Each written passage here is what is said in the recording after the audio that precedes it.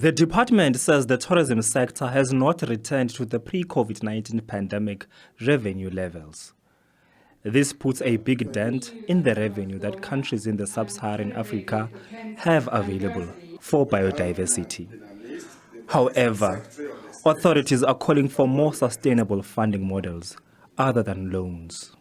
Neither our biodiversity objectives nor our climate change objectives can be achieved either by GEF funding or by further loans, because as you know, most of our countries are already heavily indebted. This calls for significant reform of the global financial system and of multilateral and development banks. Mechanisms such as debt for biodiversity swaps, payment for ecosystem services, as well as greater availability of grant financing and concessional loans must be considered. Authorities say about 4,000 jobs are created through products that contain local species such as aloe and rooibos. We need to understand that having gold in reserves is not going to help you the day we see ecosystem collapse. We need to talk about the very banking system and what it does to underpin or not the safety of this of human life on this planet.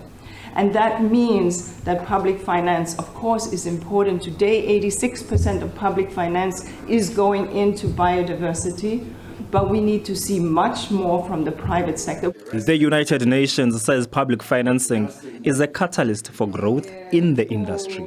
First, the idea is for us to really ensure by 2030 we are able to conserve 30% of our degradable assets. Some of the assets that are degraded, we want to really protect them and really turn them into productive assets, and also conservation of our protected areas so that at least 30% of it shall be reached by 2030.